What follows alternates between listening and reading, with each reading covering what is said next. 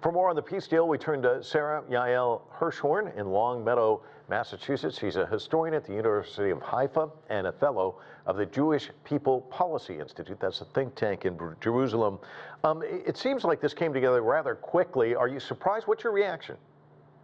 I'm still a little bit uncertain that the deal, in fact, will come together despite tonight's announcement. There could always be some last-minute negotiation by Hamas, which had signaled in recent days that it was unsatisfied with some of the terms, including those who may be on the list of Palestinian prisoners to be released, the phasing of the hostage release between living and dead, and other longer-term aspects of the deal, which still remain quite uncertain and I think really rather unelaborated by the Trump administration. So I am surprised that this has come together so quickly, and to be honest, I am still holding my breath to see whether it will in fact be implemented, at least in this first phase of the hostage release as has been announced tonight.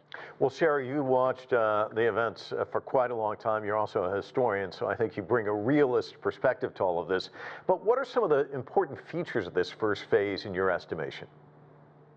Well, I think the most important feature in this first phase is the return of all hostages, both living and dead, in one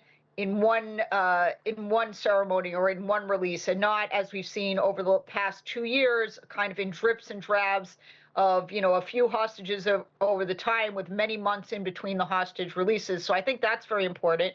Clearly, for Palestinians in Gaza, the end of hostilities, the withdrawal of Israeli forces to a specified upon line, and the opening of border crossings so that more humanitarian aid can get into the Strip more easily is clearly very important as the initial part of the deal. But yet there are other aspects that are sort of more in the longer term about the governance of the Gaza Strip and the fate of Hamas down the road, which still seem to be uncertain and remain to be adjudicated. So we will have to see if this deal even meets the first initial phase, whether it will then be able to proceed to secondary, tertiary, and further phases of the deal in coming months.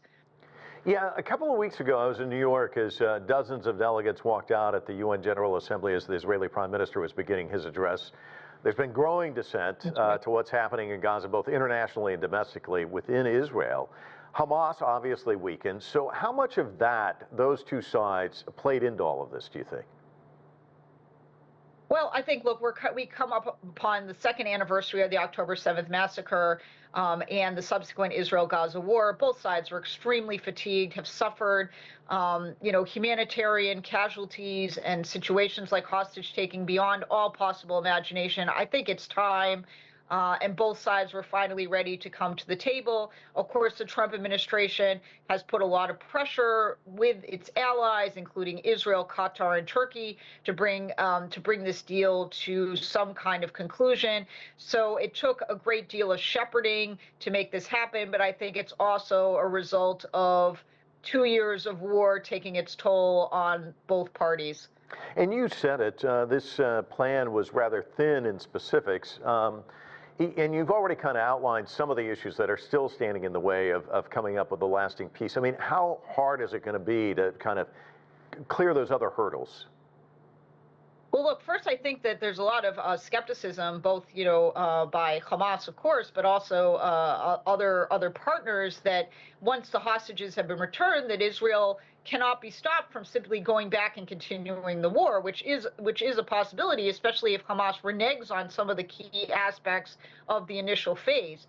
But I think the further kind of tertiary steps in terms of the government of the Gaza Strip by some kind of vague Palestinian technocratic government alongside other Arab partners really remains to be outlined in any kind of specific way. And I also think it's fanciful to think that Hamas will truly lay down its arms, be willing essentially to end its role as an organization and as a terror force in the Gaza Strip, and that possibly that some of its leaders will be granted safe passage to other countries.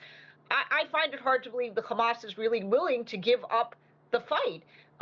It has vowed to, fight to the bitter end. So I'm very skeptical that indeed will happen, but we will have to see down the road. I think the first initial step is to try to get the hostages back, to end hostilities, get aid into the Strip, and then hope I guess for the best, just hope for the best that down the road there will be a stabilization plan for the Palestinian people in Gaza going forward. And you mentioned Hamas. What about Netanyahu? What does this mean for him? Well, we're going to have to see what happens in tonight's vote about his coalitional partners that may not be willing to go along with this plan, although I think he has broad-based support from the rest of the Israeli Knesset, the Israeli parliament, to be able to implement this deal, and generally from the Israeli population, of which over 75% of Israel's countrymen and women would like to see this deal go forward. But his coalition may be teetering, and it may in fact bring Israel to new elections in the near future, of which Benjamin Netanyahu will most likely once again stand as a candidate. But it is uncertain whether he or his Likud party will be able to form the majority, and that he will remain as prime minister down the road. Very interesting. Sarah, always great to get your insights. Thank you so much for joining us. Really appreciate it. Thank you for having me on tonight. Let's hope for the best for this deal.